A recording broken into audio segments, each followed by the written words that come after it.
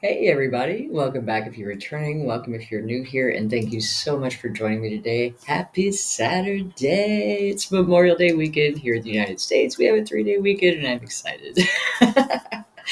We're going to use the Rebel deck today because we just need some laughter, right? Need a little bit of humor. And it generally is a humorous way to look at a topic. So let's see what we've got for today. What is our topic? Fuck. Shit is about to get real. Fuck. You need your people around you.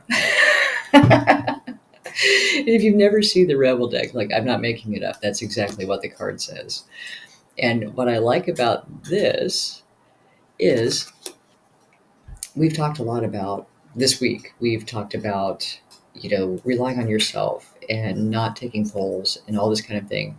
When you are in your authenticity and you're living from love and you have clarity and you trust yourself, you vibrate at a completely different frequency than someone who is still back in the disorganized chaos of not having that type of personal power. If you are not in your power, you vibrate at a much lower frequency than someone who is in their power, which is another reason why it's so important to get there, because we get what we give. And for manifestation, you vibrate at a certain frequency, and that's what you pull into you. So if you are in your power and you are vibrating at this high frequency, you naturally are going to have things go more smoothly for you. However, even better, you will attract people who are also at that frequency. So you create your tribe from your vibe. I know that sounded cliche and weird, but it's true. You will find that as you get more secure in yourself, as you get more grounded in your authenticity, and you start to really stand in your power with the boundaries and clarity and your truth and that trust in yourself, there are people that will fall away from you, not because you told them to, not because you cut them out, but because they no longer relate to you. You're now at a different level, and that's okay. That's okay because, one, they see what you're doing. They may not understand what you're doing, but they see that you're making these changes and you're moving to a new level in life. It's an inspiration to the people that were a part of your life at that time. They may not be ready, but they see that there's something more available. So don't feel like you're leaving them behind. You're not. You're leaving them a trail of breadcrumbs. They will be watching you. And as you continue to succeed and win and win and win, they'll be like, okay, this is too much. I've got to figure this stuff out. When you make a change that enormous, and it's a slow change, and that's why people don't catch on right at first, they'll be like, something's different about them. Something's changed. And they'll kind of distance themselves a little bit because your new level of vibration is uncomfortable for them. Where you used to resonate, now that you've moved, and when I say moved up, it's not because you're better than them, it's just your frequency is now at a different level. And so that becomes uncomfortable. It's like when you tune into a radio station and it's all staticky and you can't quite get there and it just is irritating. It's kind of like that. Radio waves are frequencies, so.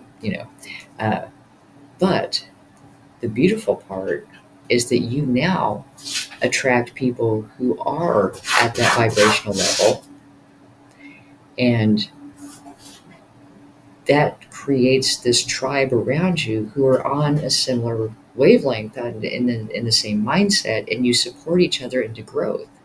And so what generally happens during this process is you go through a time of isolation, which is good. It's very healing. That gives you the space you need to really do that deep dive inside without a lot of external noise and distraction, and really get solid in this new version of you.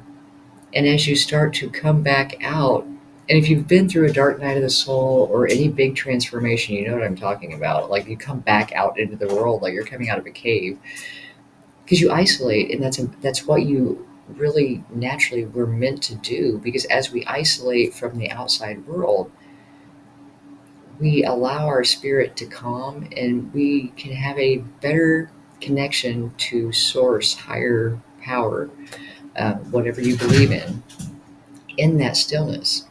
And then as we start to get through that process and we come out again, we start attracting that new group of people to us, new opportunities, new things start happening. So shit is about to get real, because if you've done the work, your life is going to look very, very different on the other side. And you're going to start seeing things that you're just like, how is this even my life now? Like, what is going on? And it's that work that you've done to dive in and figure out who you are and start developing that clarity and that trust, and using your intuition and understanding that you are not your emotions. You are the observer of the emotions that are telling you, hey, you need to look at this. Not, you need to lose your mind and screech and act like a lunatic because somebody did something you didn't like. Maintain self mastery, centered, calm, eye of the storm. You need your people around you. And that's what this is saying, is like, you need your people around you, not the group you went to school with, not the old coworkers you used to hang out with, but the people around you who resonate with who you are now. And we talked earlier in the week about like socioeconomic groups.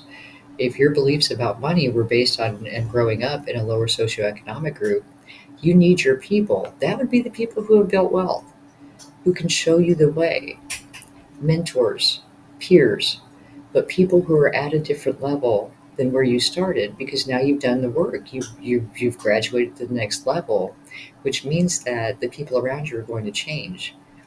You will be fortunate to have people who grow with you. Spouses, friends, relatives. There are people that are going to continue on the journey with you because they're on the same path. If they're not, it goes back to forcing a situation. You can't cling to the past and move into the future. And that's something that's very difficult to grasp. However, that's why we don't attach. You want to stay engaged, but not attached to outcomes, to people, to locations, situations. If we stay attached, we don't grow.